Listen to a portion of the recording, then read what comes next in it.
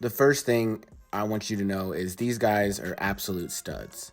It takes years of playing games and practices and developing on your own and working out in the weight room and dedicating a big portion of your life to be successful as these guys have done.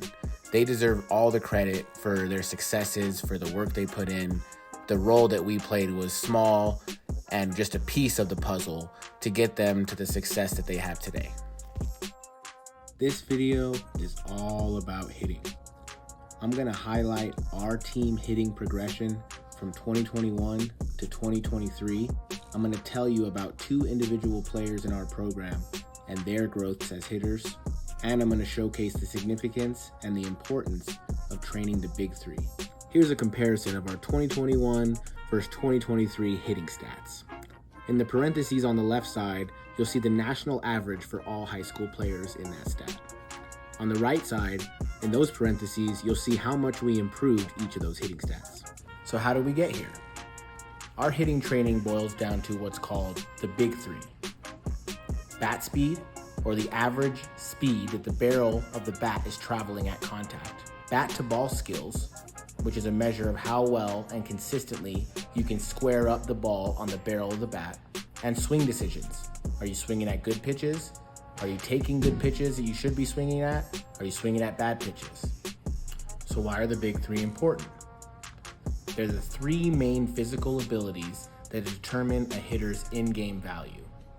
They're not based on some sort of ideal mechanics or movements, and training these can allow for a direct transfer to success in games.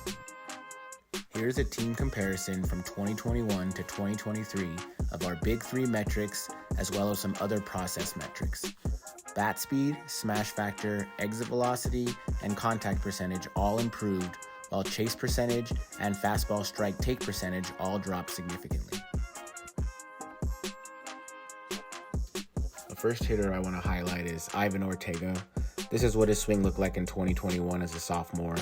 He was big and strong, had really good bat speed, and could hit the ball really hard, but he struggled with the deceleration of his pelvis and torso, and he struggled to maintain posture as he rotated. This resulted in a really steep negative bat path and a lot of hard ground balls and pop-ups. In 2023, this is what his swing looks like. You can see how much better his decelerations plus his posture is. He had an amazing bat speed at 76 miles per hour, hit the ball over 105, plus his traditional stats were amazing, as well as his chase percentage and contact percentage. His training focuses were deceleration and posture and direction. His goal is to better stop his pelvis and torso and have better posture to allow for better space and direction and a better bat path overall. Here are just a few of the drills he worked on to improve his deceleration, his posture, and direction.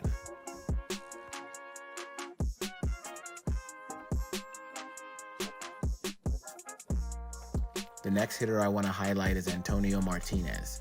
In 2021, he had a very upper body dominated swing. This led to very low bat speeds and exit velocities. Through years of training, he learned how to rotate his hips first, then his torso, and let that energy transfer into his upper body. This allowed for much better bat speeds and much higher exit velocities, leading to great stats and some clutch hits. Antonio's training focuses for sequence and posture and connection. His upper body was jumping ahead of his lower body, and he was losing space and dropping his hands away from his back shoulder, causing bat path problems. Here are just a few of the things he did to improve his sequencing, posture, and direction.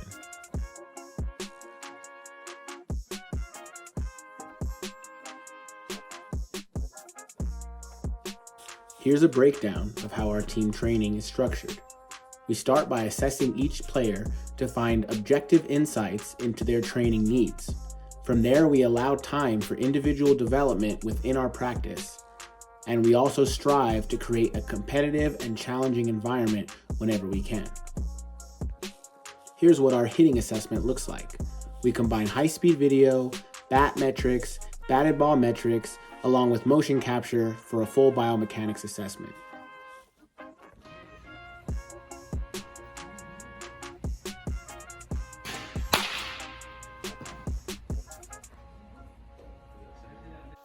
Using the information from the assessment, we can create individualized programming for each player.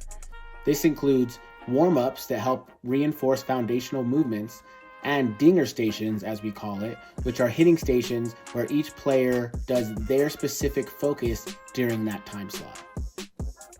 A big part of our program is creating a challenging environment for our hitters to compete in and day out. This includes things like using machines or live pitchers to throw at game speed or beyond, using game-like situations such as bases loaded, 2 outs, things like that, and changing the environment, the implement, and the task depending on the situation. For example, using half the field, hitting the ball with a heavy bat, and being encouraged to hit the ball into the air. To help foster a competitive environment, our team is constantly competing against themselves and each other every single day. We do this by using things like leaderboards, having the highest bat speed, exit velocity, smash factor, or quality at bats, for example. We also do it by having team challenges. We break our team into groups and we have them compete against each other every single day in baseball game-like situations and challenges. The winner of each day gets to take home the championship belt. They get to have the honor of claiming the championship belt until the next practice and the next challenge. Our players work extremely hard, both at their individual goals and at the team goals that are set for them. They know working hard on themselves and the team will give the best chance for success on the field. It's easy to see this progression from 2021 to 2023 in our big 3 metrics. The bat speed, smash factor, and exit velocity all improved by significant measures. Chase percentage, contact percentage, and fastball strike take percentage also improved, leading to a great overall team score when it comes to the big 3. To further illustrate the importance of the big 3, you can see our overall record more than doubled, leading to the 3rd best record in the last 50 years at the school. Our batting average improved by 115 points.